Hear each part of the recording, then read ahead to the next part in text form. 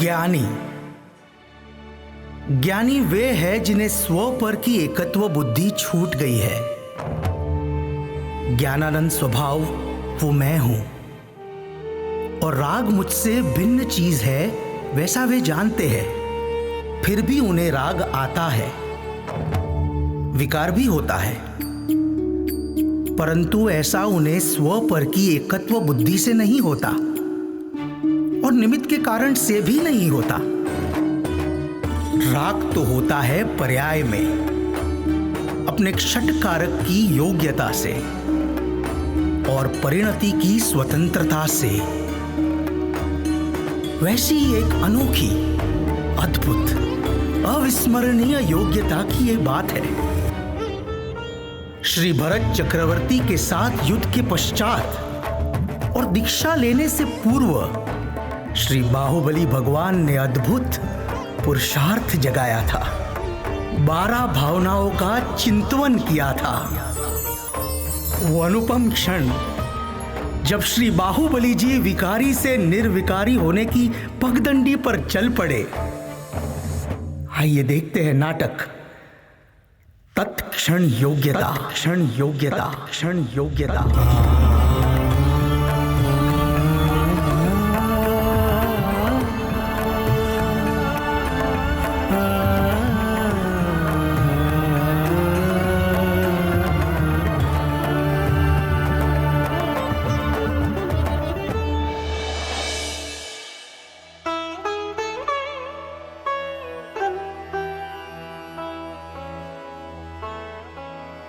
मंगलम सिद्ध परमेष्ठी, मंगलम तीर्थंकरम, मंगलम शुद्ध चैतन्यम, आत्मधर्मोस्तु मंगलम। विषयाशावशातीतो निरारंभो परिग्रह, ज्ञान ध्यान तपोरक्त, तपस्वी स प्रशस्यते।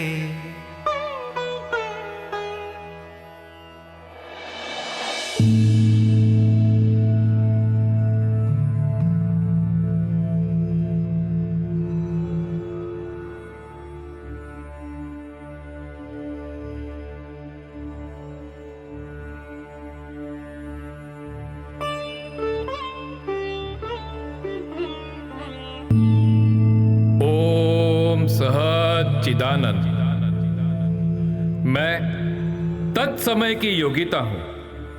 विश्व के प्रत्येक द्रव्य अपनी पर्यायगत योगिता से अपने समय में परिणमन करते हैं।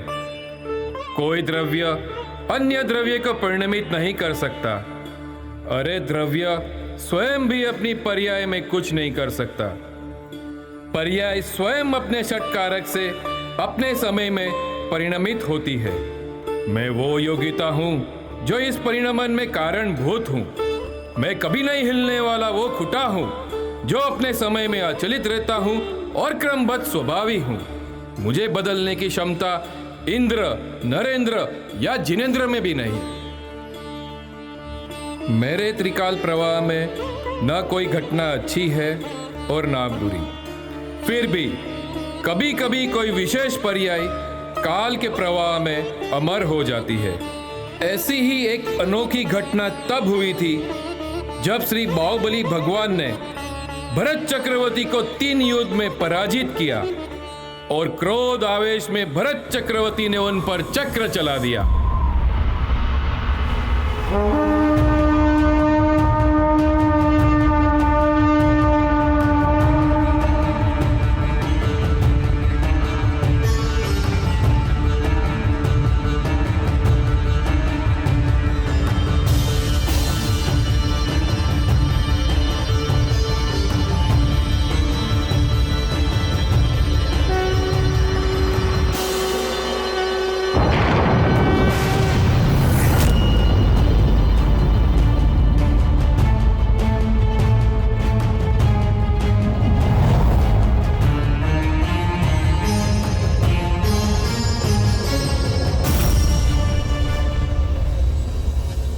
श्री बाहुबली जी स्तब्ध हो गए और उनके लिए समय जैसे थम सा गया।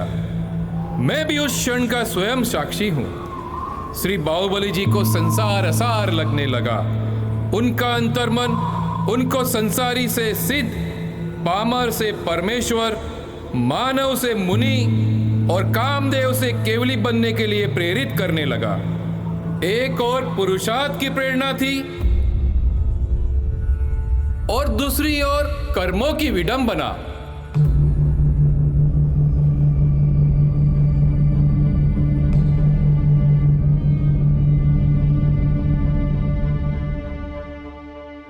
अरे रे, धिक्कार है ये असार संसार को, धिक्कार है। हाय हाय, इस पृथ्वी के राज्य के लिए भाई भरत ने मुझ पर चक्र चला दिया। हे आदि प्रभु, क्या जीव इतना स्वार्थी होता है? मैंने भी तो सिर्फ अपने स्वाभिमान को पोषने के लिए भाई भरत को युद्ध में चुनौती दे दी। हे प्रभु, मेरा अंतर्मन दुख से द्रवित हो उठा है। हे मेरे अंतर्मन, काश तुम कहीं से इस दुख से समाधान करने का मार्ग ढूंढ लाते।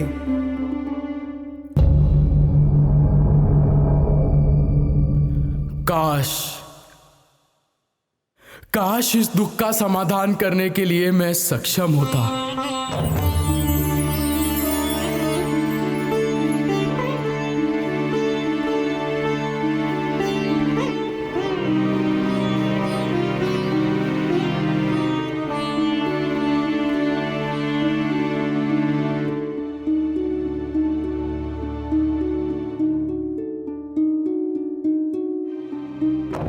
अरे, तुम कौन हो?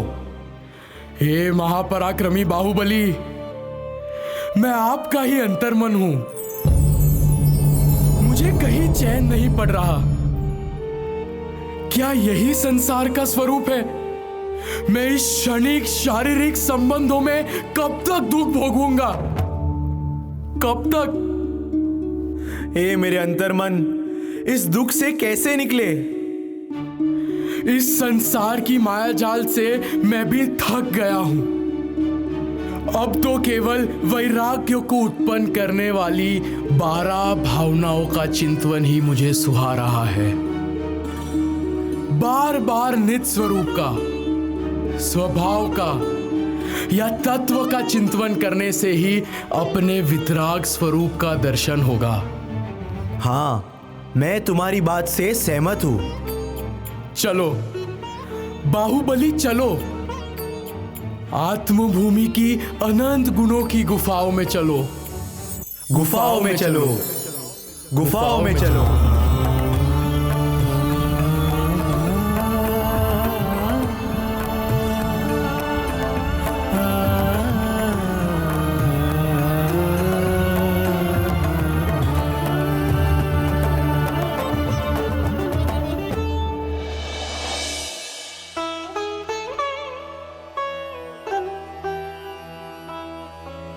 अध्रुवमसरण में यात तमन्न संसार लोगमसुचित्तम आसव संवरणिज्जर धम्मं बोहिं च चिन्तेजो।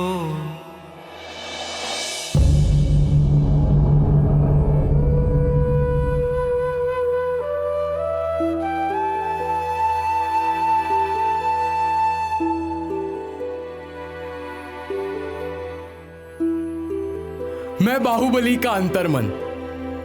मुझे ज्ञात है कि अनित्य आदि 12 भावनाओं का निरंतर मंथन करने से कषाय रूपी अग्नि बुझ जाती है, राग गल जाता है और वैराग्य प्रज्वलित होता है। अज्ञान रूपी अंधकार विलीन होकर ज्ञान दीप प्रकाशित हो जाता है।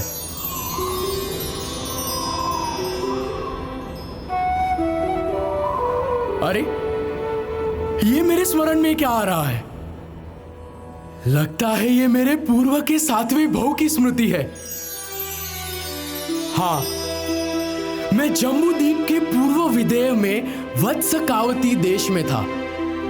वहां के राजा प्रतिवर्धन और मैं उनका सेनापति था।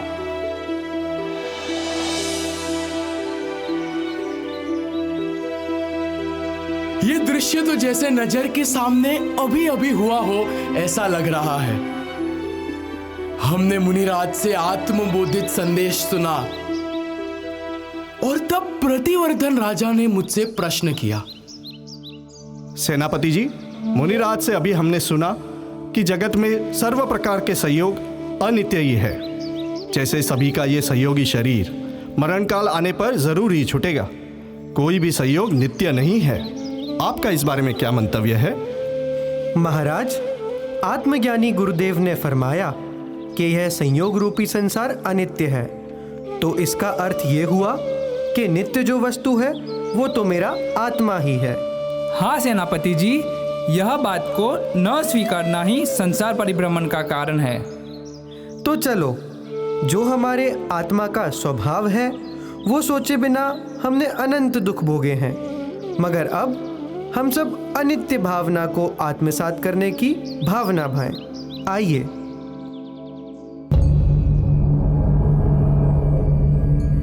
शरीर की अनित्यता कैसी है। यहाँ का आयुष्य पूर्ण होने के वक्त ये बात मेरे हृदय में वार कर गई, मगर ये भव तो पूरा हो ही गया। कैसा है ये जीव, मृत्यु के समय भेद ज्ञान किया, मगर फिर दूसरे ही भव में भाव मरण करने चला गया। तत्पश्चात के भव में मैं उत्तर कुरु भोग भूमि में आर्य हुआ।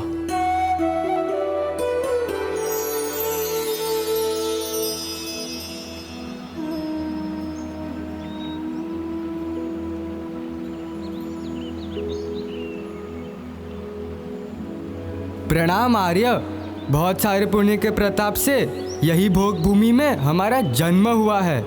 जन्म हुआ है?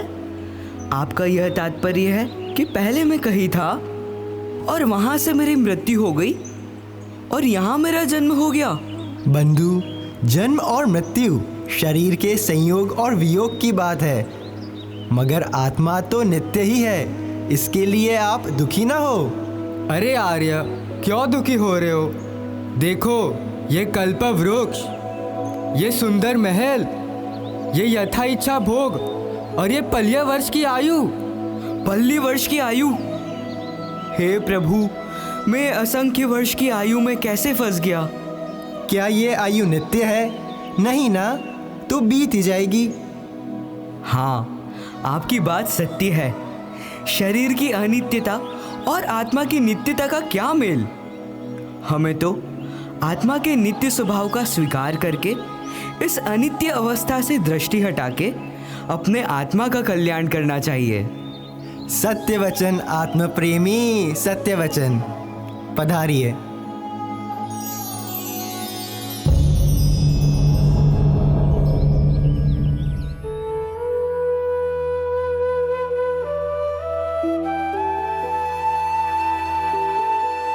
ऐसे आत्मा के नित्य स्वभाव का चिंतन करते हुए अनित्य ऐसी भोग भूमि की आयु भी पूर्ण हुई और संसार का चक्र फिरा और पुण्य के फल में अब मेरा प्रभा नामक विमान में प्रभाकर देव नाम से जन्म हुआ और मुझे ज्ञात है कि मुझे समो शरण में जाने का सौभाग्य प्राप्त हुआ।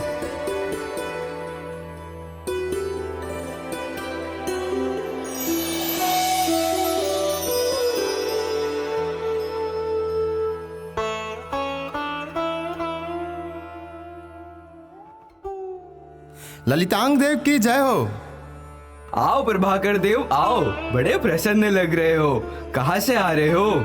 मैं अभी अभी तीर्थंकर परमात्मा के दर्शन करके और दिव्य ध्वनि में आश्चर्यकारी बात सुनकर आ रहा हूँ। अच्छा, हमें भी बताइए। आप आज से 8वें भव में भरत क्षेत्र के प्रथम तीर्थंकर श्री आदिनाथ होने वाले हैं और मैं उसी भव में आप ही का पुत्र बाहुबली बनकर मोक्ष प्राप्त करूंगा। अहो, प्रभु के मुख से निकली बात तो विधि का विधान है। इस नश्वर भोगों को त्याग करके मोक्ष प्राप्त करने के लिए मैं तत्पर हूँ। किंतु हे ललितांग देव, क्या ये इंद्र समान भोग, ये रोग रहित शरीर अप्सराओं के समान देवांगनाएं, ये असीम पुद्गल रत्न, क्या ये कोई भी नित्य नहीं है? नहीं, सब अनित्य ही है। आयु पूर्ण होते ही इन सब का वियोग निश्चित है। परमार्थ से तो एक मेरा चैतन्य परमात्मा ही नित्य है, शाश्वत है, और ऐसे नित्य का चिंतन करना ही अनित्य भावना है।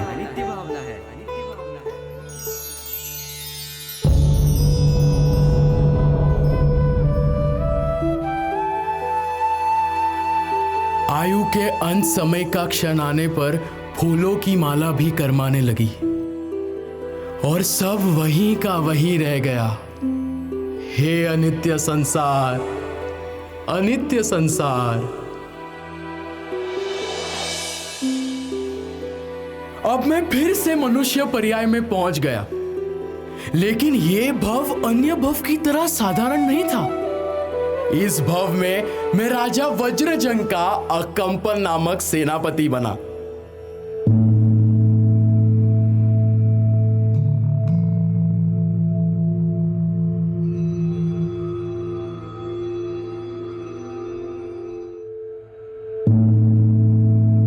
अरे, ये मुझे क्या स्मरण आ रहा है? और ये कैसा विचलित करने वाला दृश्य था।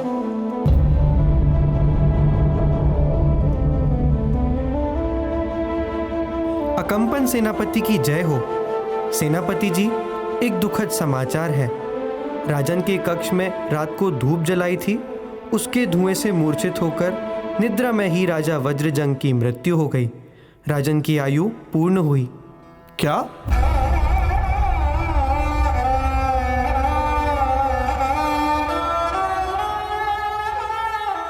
इंद्र समान विभूति रखने वाले राजा वज्रजंग का ऐसा अंत?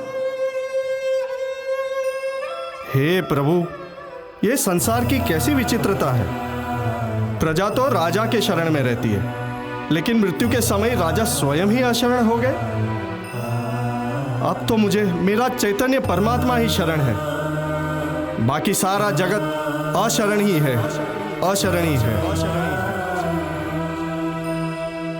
इस संसार की अशरणता देखकर मैं तत्काल ही उत्कृष्ट जिनेश्वरी दीक्षा धारण करने के उद्देश्य से समीप जा पहुंचा श्री दृढ़ धर्म आचार्य के।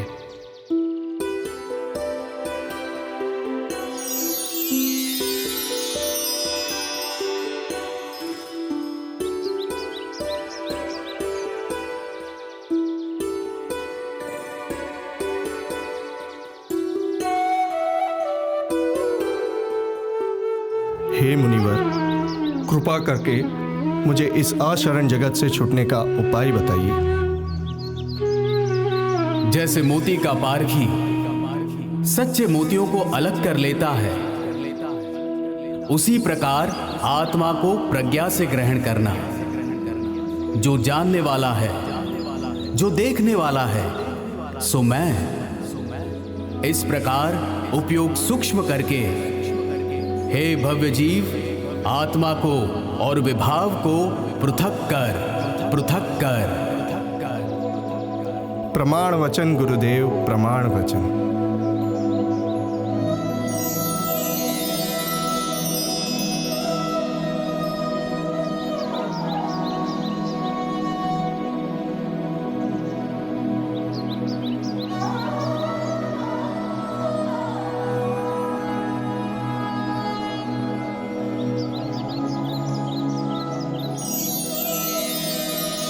निर्विकल्प ध्यान से पहले अनेक प्रकार का चिंतन घंटों तक चला था, मगर अब तो मुझे चिंतन भी भट्टी सा लगने लगा था।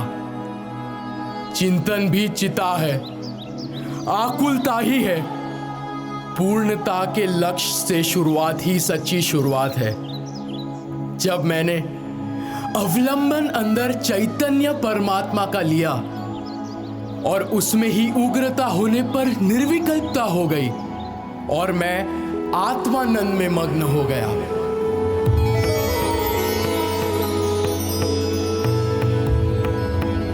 अंततः ये वो क्षणगत योग्यता थी जब मैंने मेरे जीवन में मंगल सुप्रभात रूप सम्यक दर्शन प्राप्त किया।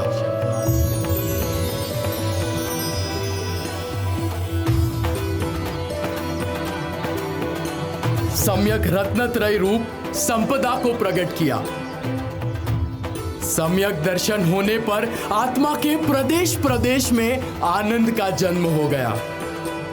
असंख्य प्रदेश आनंद से उछल गए। सर्वगुणांश सो सम्यक्त्व, सम्यक्त्व में 14 ब्रह्मांड के भाव आ गए। धन्य वो घड़ी, धन्य वो क्षण की योग्यता।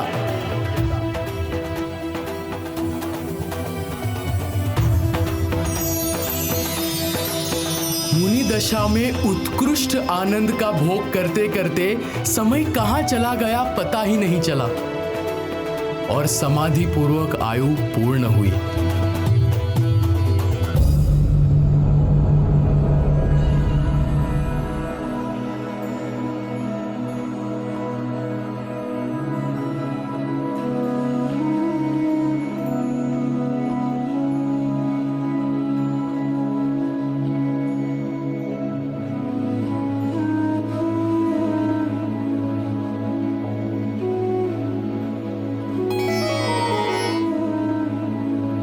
अब मैं अधोग्रैवेक में अहमींद्र हुआ।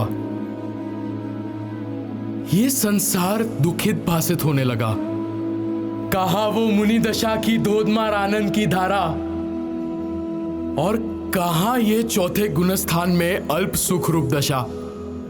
मगर ये सच को स्वीकारे बिना कोई उपाय ही नहीं था।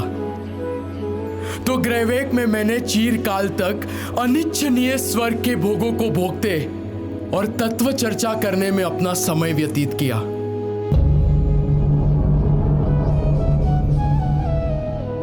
तब संसार का चक्र फिरा और मैं फिर से मनुष्य पर्याय में जा पहुंचा।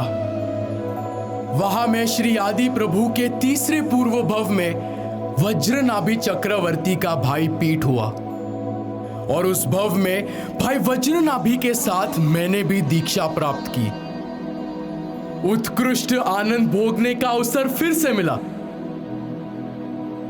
मगर यह सुखरूप दशा इस भव तक ही सीमित रह गई।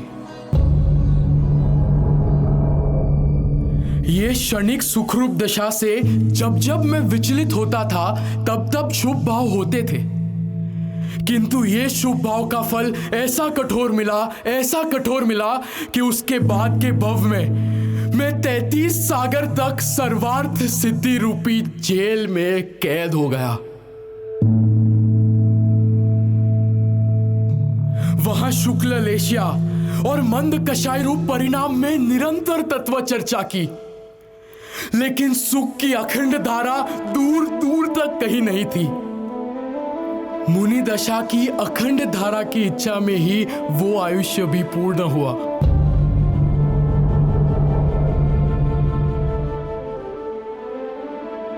और वहां से च्युत होकर ये बाहुबली के दुर्लभ मनुष्य भाव को मैं प्राप्त हुआ हूं।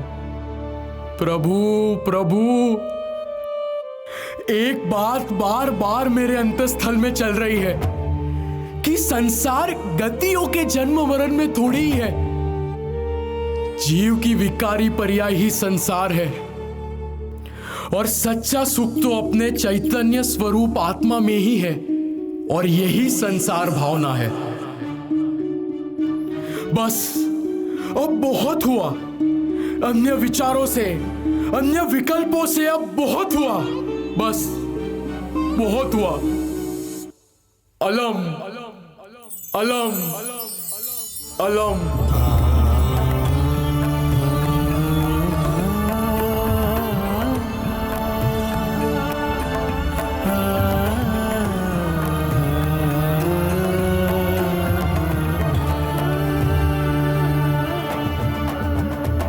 इस तरह श्री बाहुबली भगवान के अंतर मन ने उस क्षण में अनित्य, अशरण और संसार भावनाओं का चिंतन किया। वो सोच रहे हैं कि भव भवांतरों में ये चैतन्य परमात्मा जीव अनेक प्रकार के संयोगों में भी अकेला ही रहा है और इंद्रिय सुख दुख अकेला ही भोगता रहा है। लेकिन जैसे स्वभाव से निर्मल स्फटिक में लाल काले फूलों के संयोगों से रंग दिखते हैं, तथापि वास्तव में स्फटिक रंगा नहीं गया है, वैसे ही स्वभाव से निर्मल आत्मा में क्रोध मान आदि दिखाई दे, फिर भी वास्तव में आत्मद्रव्य उनसे भिन्न है।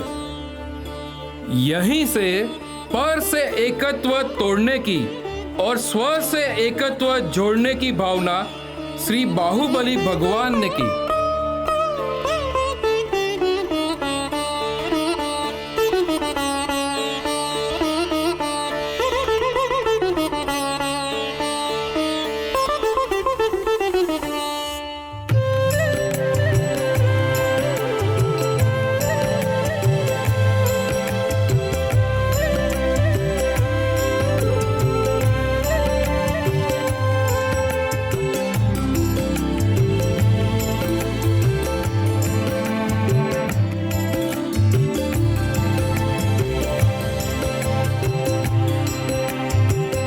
जीवतु भ्रमत सदैव अकेला, जीवतु भ्रमत सदैव अकेला, जीवतु भ्रमत सदैव अकेला, जीवतु भ्रमत सदैव अकेला।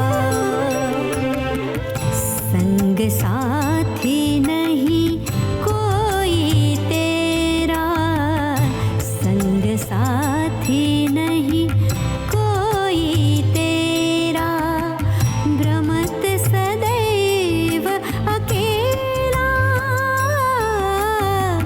भ्रमत सदैव अकेला, जीव तू भ्रमत सदैव अकेला, जीव तू भ्रमत सदैव अकेला।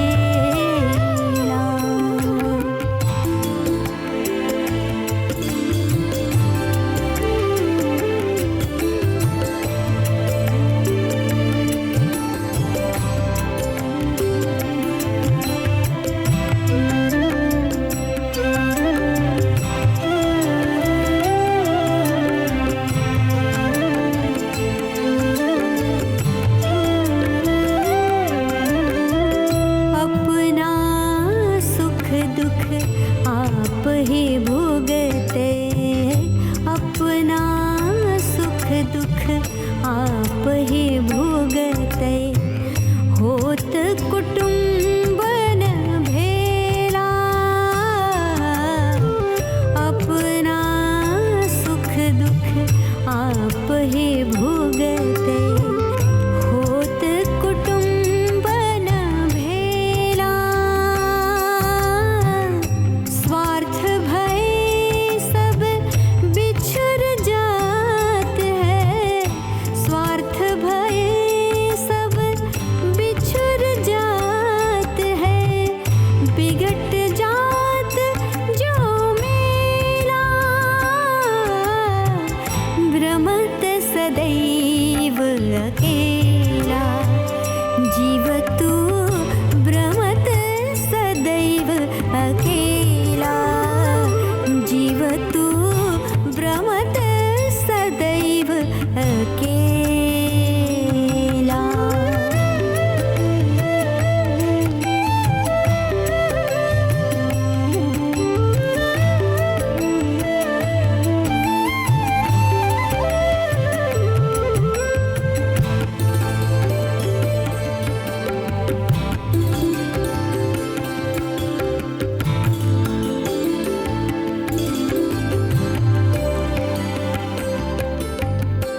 रक्षक कोई ना पूरन है, रक्षक कोई ना पूरन है, जब आयु अंत की बेला, रक्षक कोई ना पूरन है, जब आयु अंत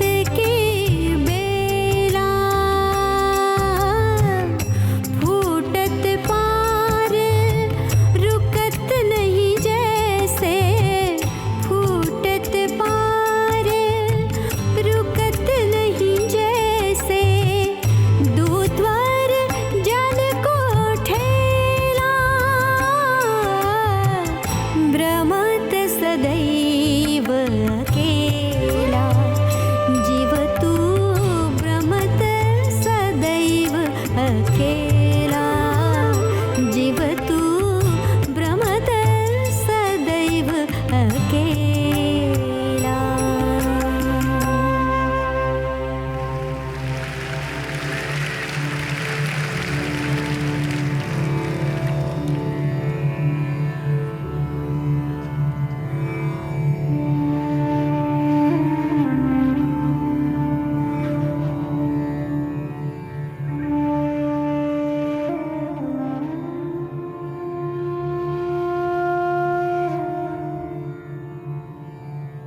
यह आत्मा अनंत काल से भव भव में फिरता रहा है और थक चुका है, फिर भी ये अस्थिरता जन्य राग मेरे अंतरंग में क्यों चल रहे हैं?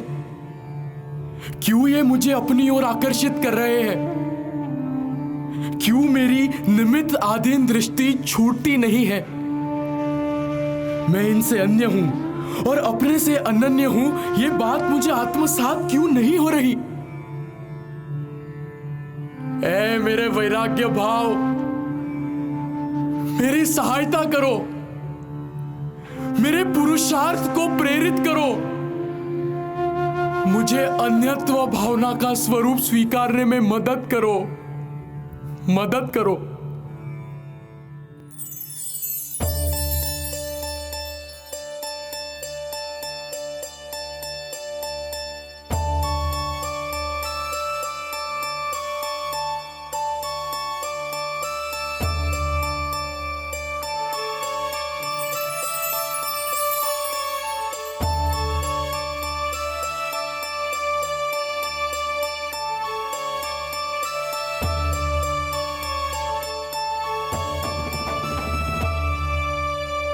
हे आत्मन, विश्व के सभी पदार्थ अन्य अन्य है और यही अन्यत्व भावना है। इस अन्यत्व का त्याग कर अनंत गुण स्वरूप आत्मा, उसके एक रूप स्वरूप को दृष्टि में लेकर उसमें एकाग्रता का प्रयत्न करना, यही पहले में पहला शांति सुख का मार्ग है।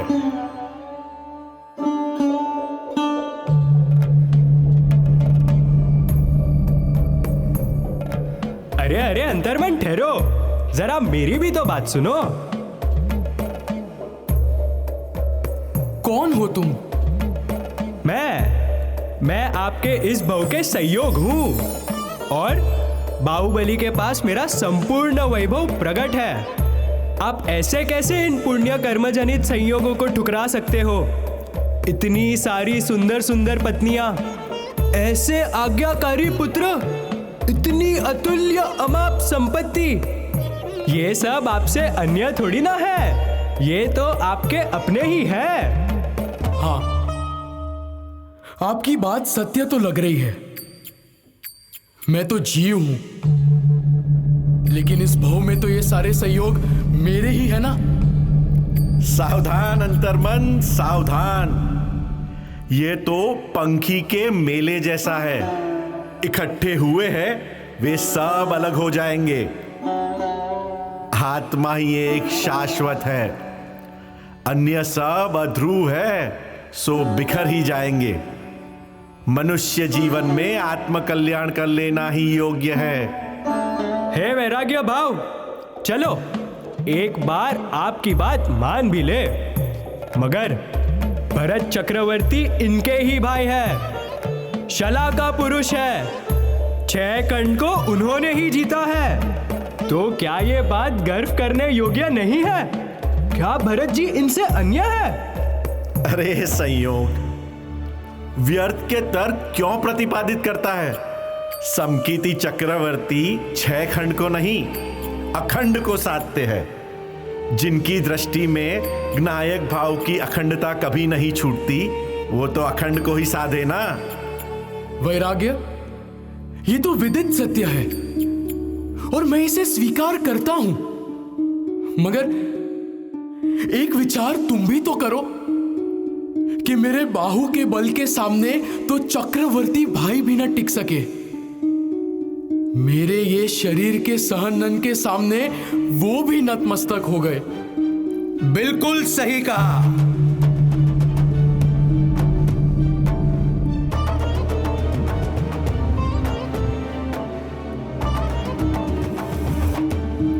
सहनन अतुल्य है।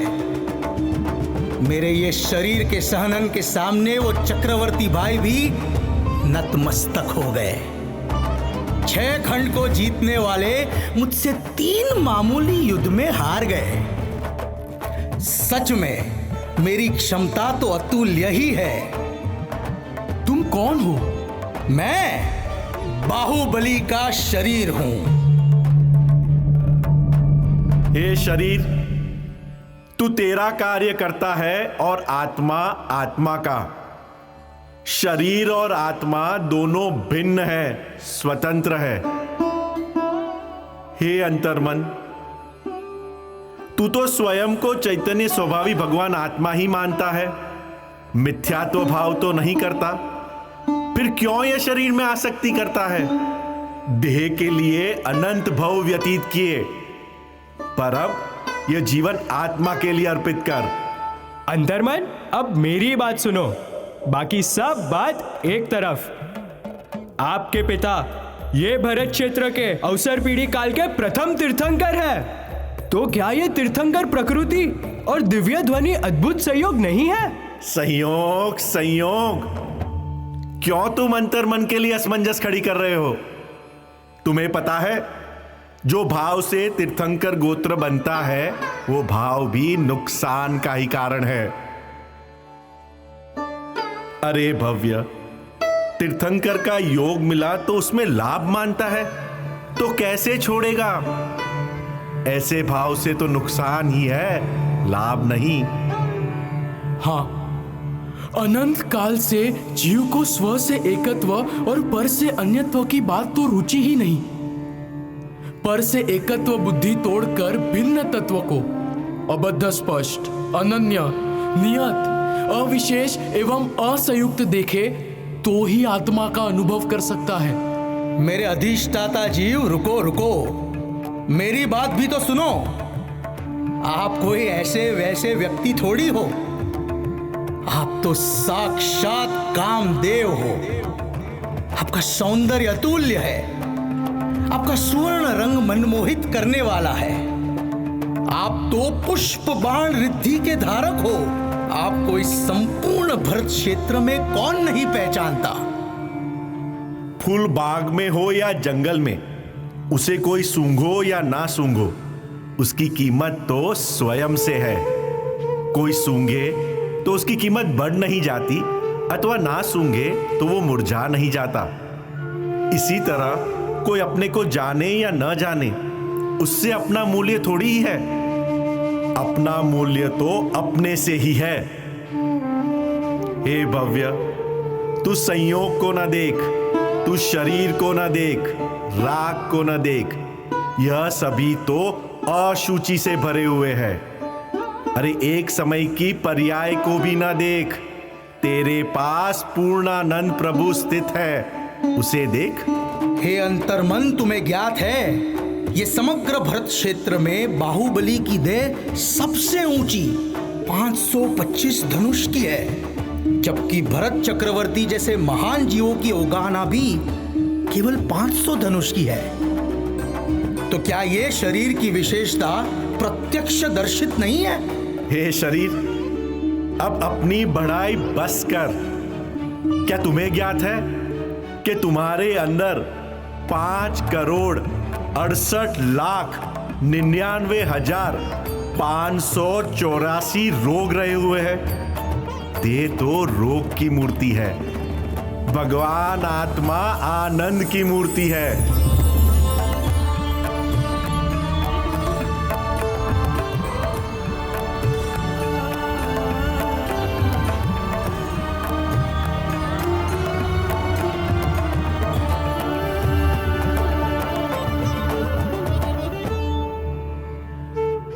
अरे अंतर्मन, बाहर के अनित्य संयोग और अशुचि से भरे हुए शरीर पर तुझे राग आता है।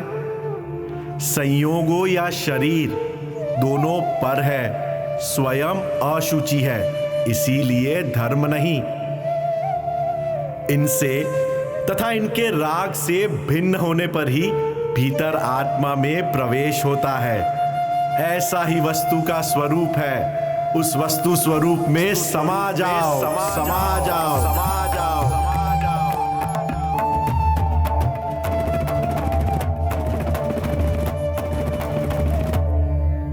अपने पूर्व भाव के स्मरण और वैराग्य भाव से मेरे परिणाम भी विभाव से विमुख होकर स्वरूप की ओर बढ़ना चाहते हैं। कहा मैं भाई भरत के चक्र चलाने से उद्वेग कर रहा था और कहा अपने स्वरूप में स्थिर होने के शांत परिणाम। पर्याय दृष्टि का फल संसार है और द्रव्य दृष्टि का फल वितरागता मोक्ष है। ये विभाव भाव हमारा देश नहीं है। इस परदेश में हम कहां आ पहुंचे? हमें यहां अच्छा नहीं लगता, जहां ज्ञान, श्रद्धा, चारित्र, आनंद, वीर्य आदि अनंत गुण रूप हमारा परिवार बसता है, वहां हमारा स्वदेश है। हमें भी उस स्वरूप स्वदेश की ओर जाना है।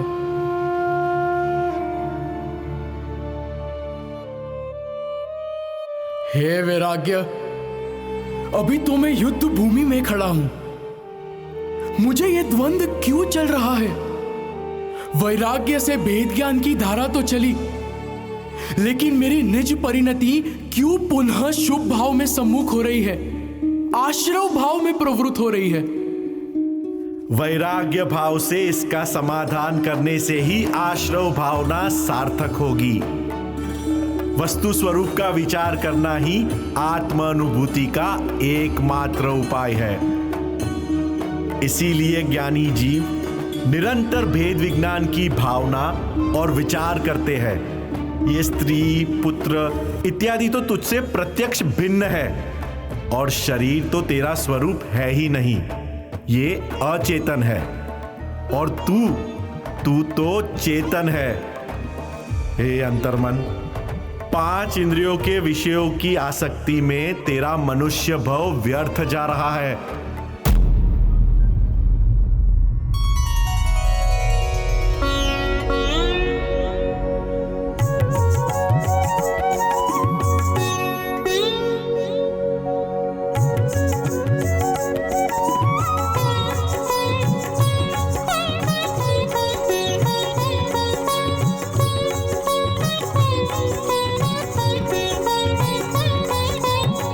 ज्ञानी जीवनी वार भरम तम वस्तु स्वरूप विचारत ऐसे। ज्ञानी जीवनी वार भरम तम वस्तु स्वरूप विचारत ऐसे। ज्ञानी जीवनी वार भरम तम वस्तु स्वरूप विचारत ऐसे। हे वैराग्य, आत्मा आराधना के परिणाम अंदर में जमते क्यों नहीं है? बाहर क्यों दौड़ते हैं? जैसे बछड़े को बांधे नहीं तो बाहर चरने लगता है। यदि खूंटे में बांध दे तो फिरा तो करे, परंतु वहां से बाहर नहीं जा सकता है। ऐसे ध्रुव में पर्याय को बांध देवे तो पर्याय ध्रुव में ही फिरा करेगी, बाहर नहीं जाएगी। फिरना तो उसका स्वभाव है, लेकिन ध्रुव खूंटे में ही फिरेगी तो सुख तो मिलता ही रहेगा।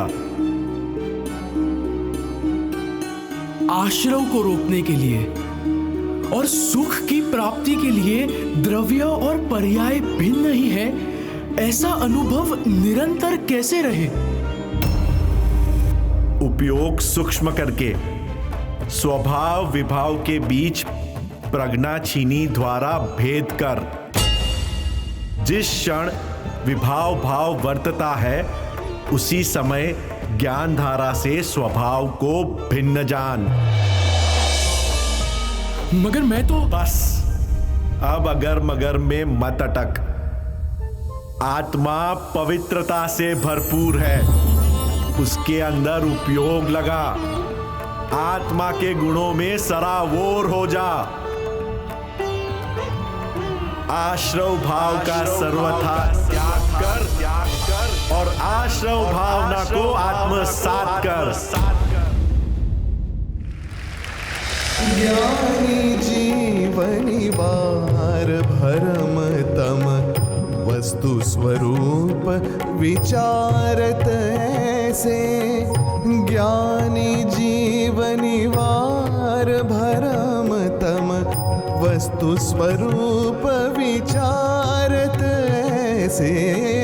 ज्ञानी जीवनी वार भरम तम वस्तु स्वरूप विचारत ऐसे।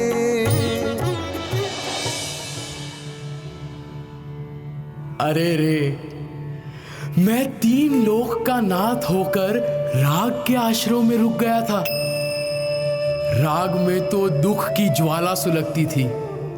वहां से दृष्टि छोड़ दी और जहां सुख का सागर भरा है वहां दृष्टि जोड़ दी।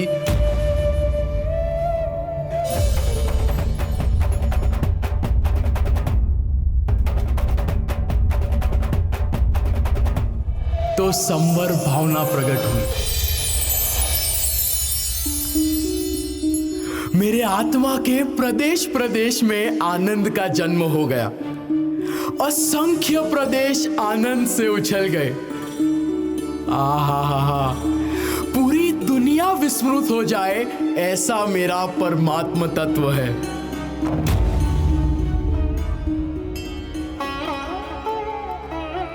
शुद्धोहम,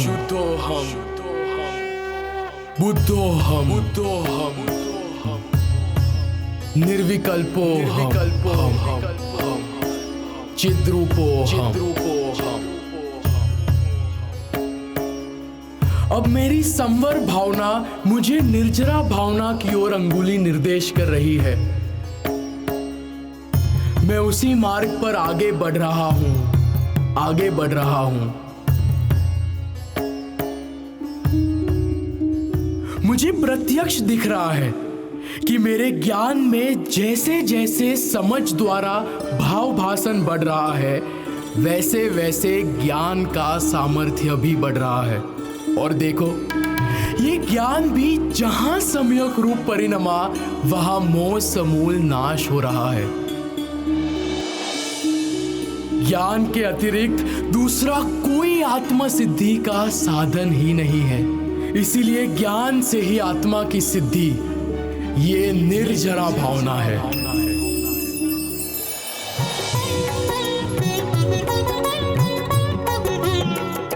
ऐसो अवसर कठिन पाए अब निज हित हेत विलंब करे से। पछताओ बहु होय सयाने चेतन दौल छुटो भव भय से। ज्ञानी जीवनी वार भरम तम वस्तु स्वरूप विचारत ऐसे। ज्ञानी जीवनी वार भरम तम वस्तु स्वरूप विचारत ऐसे। ज्ञानी जीवनी वार भरम तम वस्तु स्वरूप विचारत ऐसे। मैंने ये अद्भुत नज़ारा अपनी स्वयं की आंखों से देखा था।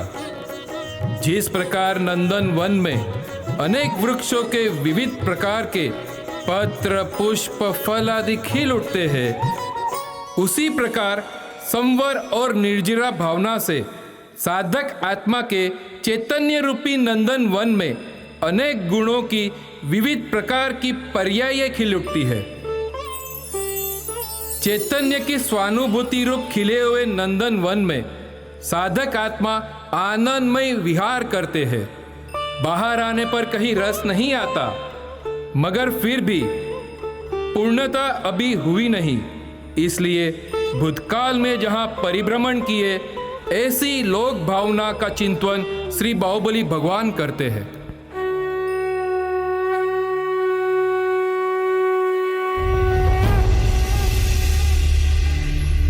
द्रव्यमय इस लोक में आत्मा ही सार है। नर नर नर नर।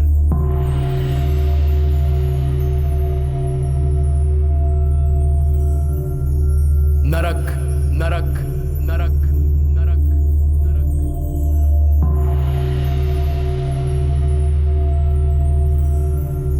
स्वर्ग स्वर्ग स्वर्ग स्वर्ग स्वर्ग।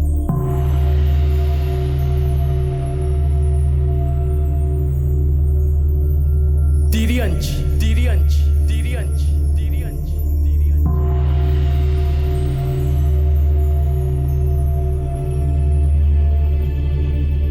इन गतियों में परिभ्रमण ही संसार है, संसार है, संसार है, संसार है।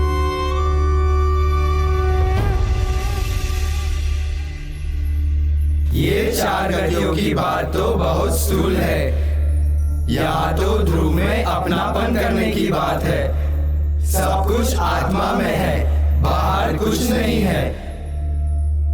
अगर कुछ भी जानने की इच्छा होती हो तो अपने आत्मा की साधना करनी होगी। पूर्णता प्रकट होने पर, केवल ज्ञान होने पर लोकालोक उसमें ज्ञेय रूप से ज्ञात हो जाएंगे। इस तरह लोक भावना सार्थक होगी।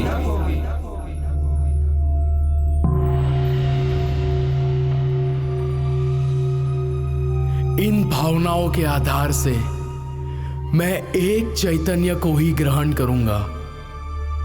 सर्व विभावों से परिमुख होता हुआ अत्यंत निर्मल निज परमात्मा तत्व को ही ग्रहण करूंगा।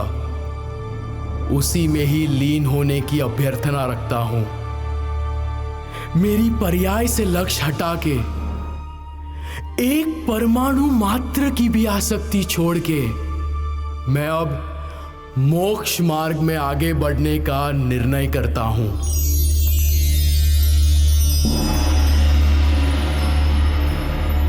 चैतन्य का ग्रहण करो। चैतन्य का ग्रहण ही रत्नत्रय है, बोधि है। यह रत्नत्रय प्रकट करना ही अति दुर्लभ है। अनादि से प्रकट नहीं किया, इसलिए बोधि दुर्लभ है। लेकिन अपने ही स्वभाव को प्राप्त करना है और उसमें किसी की आवश्यकता नहीं, इसलिए सुलभ भी है।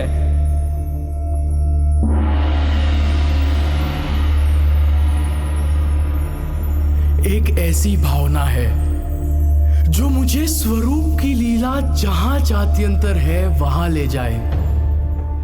मैं मुनि वेश धारण कर चैतन्य के बाग में क्रीड़ा करते करते कर्मों के फल का नाश करूं। बाहर में जो आसक्ति है उसे तोड़कर स्वरूप में ही लीन हो जाऊं। स्वरूप ही मेरा आसन, स्वरूप ही मेरी निद्रा, स्वरूप ही मेरा आहार हो।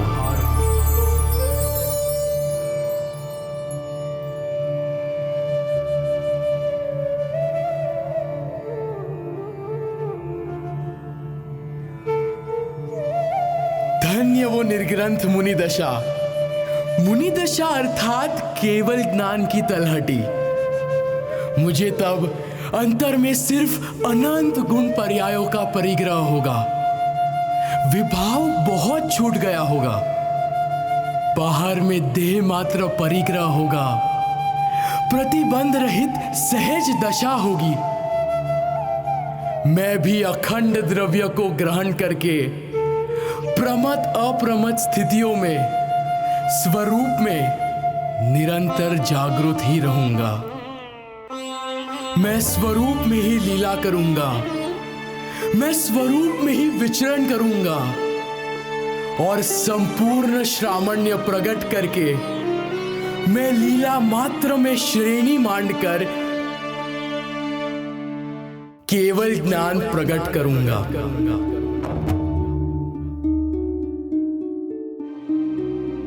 वहां भावनाओं की पूर्णता के फल में अनंत चतुष्टय रूप अपनी गुण सत्ता का अनुभवन होगा।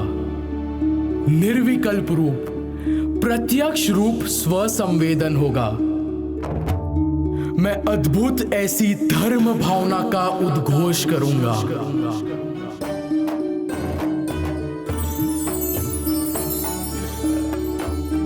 मगर मैं ये अरिहंत दशा में नहीं रुकूंगा।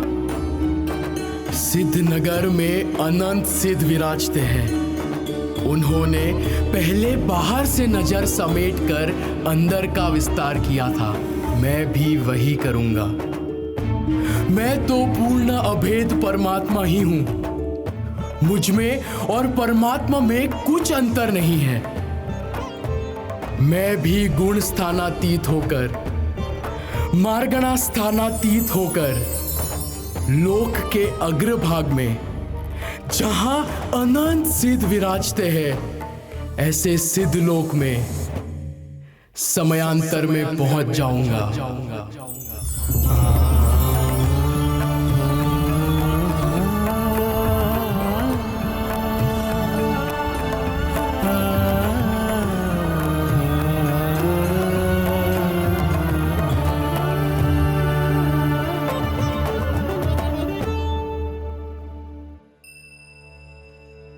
चैतन्य को चैतन्य में से परिणमित भावना अर्थात राग द्वेष से नहीं उदित हुई भावना, ऐसी यथार्थ भावना हो तो वह भावना फलती ही है।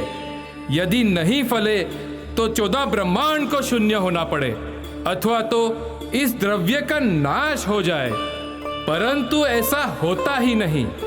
चैतन्य के परिणाम के साथ कुदरत बंधी हुई है, ऐसा ही वस्तु का स्वभाव है। क्या अद्भुत मेरा सौभाग्य है।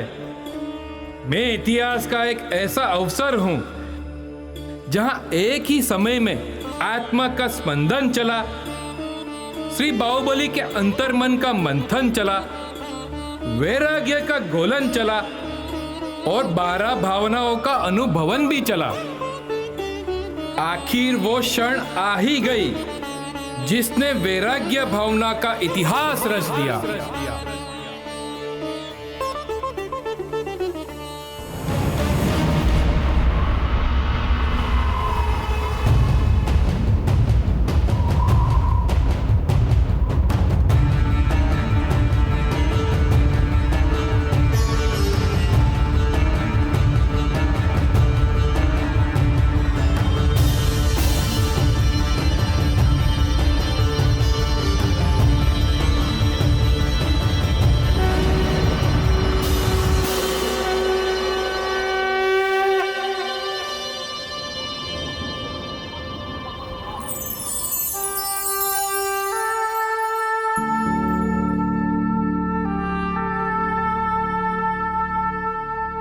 हे भ्राताश्री, मेरे ये दंडनीय अपराध को क्षमा करे। मुझे मेरे भाई की ओर ऐसा द्रोह नहीं करना चाहिए था। बड़े भाई का विरोध करके मैंने ये लोक अपवाद खड़ा किया है। अरे भाई, आपका कोई अपराध नहीं है। मैं ही क्रोधावेश में अपने होश खो बैठा था। आपकी कोई भी वृत्ति से मुझे असंतोष नहीं है। नहीं भाई, मैंने युद्ध के रंग में आपके तरफ विरोध दिखाने की क्षुद्रता की है। क्षणभंगुर कर्म के वशीभूत होकर मैं ये कैसे निंदनीय अपराध कर बैठा। भाई, इसमें आपकी कोई गलती नहीं है। हुंडा अवसर पीणी काल के कारण मेरी ऐसी हार होगी, ऐसा मुझे श्री आदि प्रभु ने पहले से ही बताया था। काल दोष से हुई ये घटना मेरे निमित्त से प्रकट हुई है, ये बात मुझे खटक रही है। भाई, मेरी परिणति इस संसार से विरक्त हुई है। अभी अभी मैंने वैराग्य की जननी 12 भावनाओं का चिंतन किया है। अब मैं कैलाश जाकर इस संसार का छेद करने वाली जैनेश्वरी दीक्षा लेना चाहता हूं। आप मेरी ये प्रार्थना का स्वीकार करें। अरे नहीं नहीं, तुम इसके अलावा कुछ भी मांगो, मैं ये प्रार्थना स्वीकार नहीं कर सकता। आपके बिना ये संसार अधूरा है। बाकी भाई भी तो दीक्षा लेकर चले गए और अब तुम भी दीक्षा लेना चाहते हो? नहीं बड़े भैया, मैं दीक्षा लेकर मोक्ष मंदिर में आपकी प्रतीक्षा करूंगा। अब संसार सुख की लालसा मेरे चित्त में रही नहीं। जिस देह ने युद्ध भूमि में आपके विरुद्ध खड़े रहने में साथ दिया, उसी देह का ममत्व त्याग कर मैं अखंड साधना करूंगा। मुझे तो अब आत्मा ही शरण रूप है। अरहंत अर्थात वितरागी पर्याय, सिद्ध अर्थात वितरागी पर्याय, आचार्य, उपाध्याय और साधु अर्थात वितरागी पर्याय, ये सब वितरागी पर्याय मेरे आत्मा में ही पड़ी हुई है। भ्राताश्री, मुक्ति के लिए हमेशा योग नहीं बनता, मगर जब बनता है तब आत्म साधन कर ही लेना चाहिए। इसलिए आप अब मुझे दीक्षा लेने की आज्ञा दें।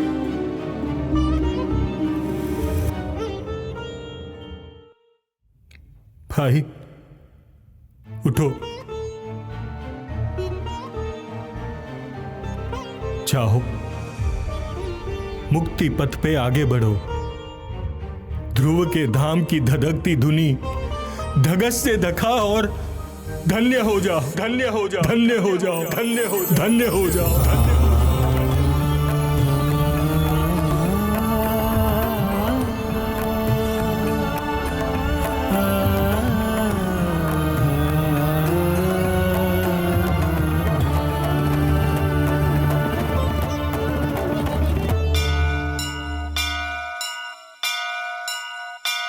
वितरागी जैन धर्म की जय हो, जय हो। वितरागी जैन धर्म की जय हो, जय हो। वितरागी जैन धर्म की जय हो, जय हो।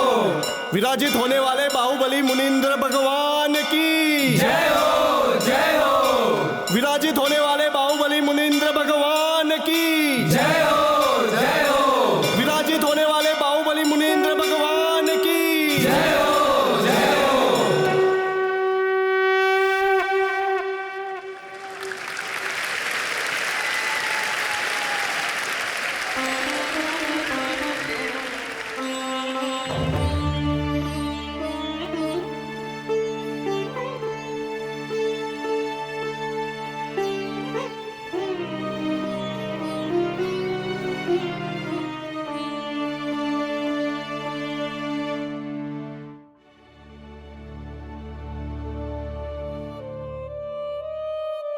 जय